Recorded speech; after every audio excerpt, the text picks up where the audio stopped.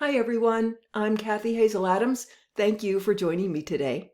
I don't think this will be a very long video, but I wanted to talk with you today about the idea of your path, your soul's path. Are you on your path? Are you fulfilling your destiny? Is there a path, a destiny for you?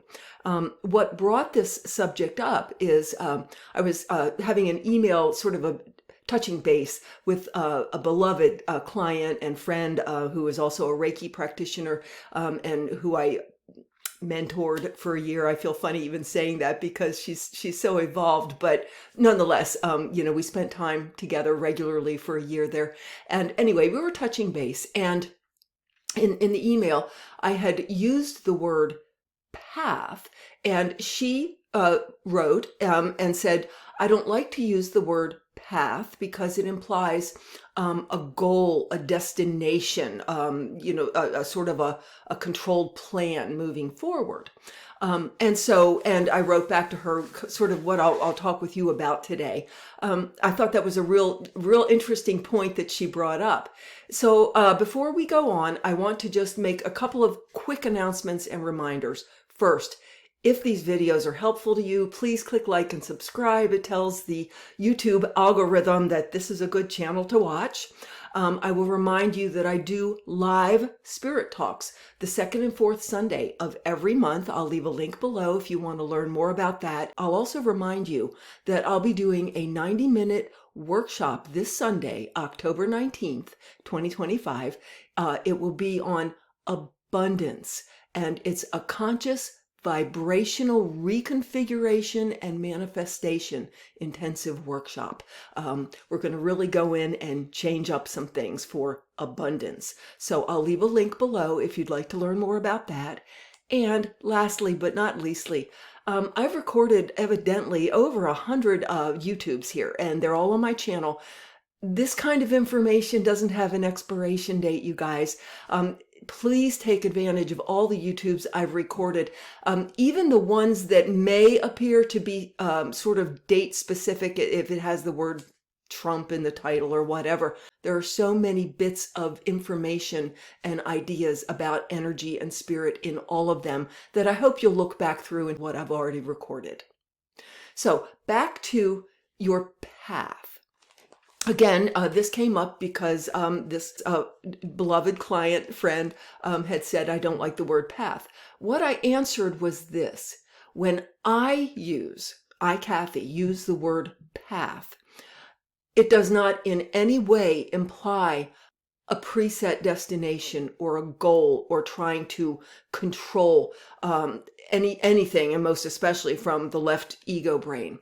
When I say the word path, I mean that you and I, and we all are, directly expressions of the God consciousness, of source consciousness, playing, exploring our potentials, and creating as we go in the present moment, present moment, present moment, present moment. So are we on a path? Do we have a path? Is there some kind of predestination in some way, a set path for us?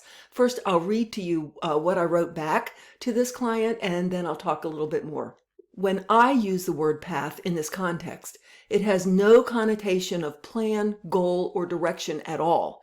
Each of us in our individualized present moment to present moment experience expands. We are not on a path. We, in our moment to moment expansion, are a path. A pathway that God consciousness creates and experiences as it learns about and realizes itself. So think about that for a moment, and I'll clarify what I was getting at. In a very real way, we are a perspective of the God consciousness that comes from a certain point of view, with certain sort of traits and perhaps challenges and certain ideas and dynamics that it's exploring and playing with through this unique individualized perspective that is you, that is me, that is everyone that's ever existed on this and any planet. It's all the God consciousness playing and exploring, realizing its potentials through these individualized perspectives. So there are literally infinite perspectives and pathways of realizing who and what we are and realizing more and more our true creative potential. we each have virtually infinite choice in every present moment of our lives as far as what we encounter, what we experience, how we handle it, what we create next, consciously or unconsciously. So we are literally creating our experience as this perspective, as Kathy, as Stephanie, as Joseph. We're literally creating our path as we go.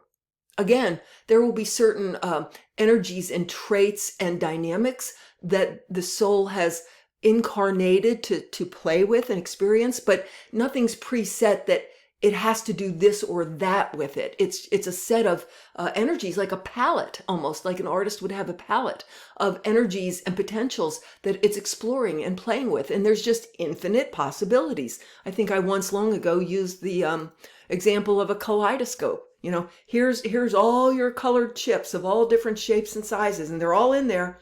Infinite possibilities of what we create and experience with those possibilities. So we are literally creating as we go our pathway of realization, self-discovery, pardon me, in this lifetime and in this probable version of this lifetime. We're creating our own as we go. It is not predestined. We're working from the palette of potentials, and we have virtually infinite ability to create any number of paths. So we are not on, each of us, some pre-prescribed path that's been set out. We're moment to moment making these free will choices and having experiences, and what we do and how we get into our realization of our potentials is the path.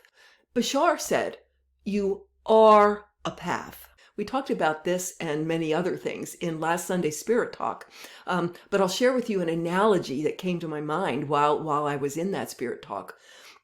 If you've ever seen a snail moving along, something cement, a driveway, a sidewalk, they leave a silvery trail. You can see exactly where they've gone in their journey.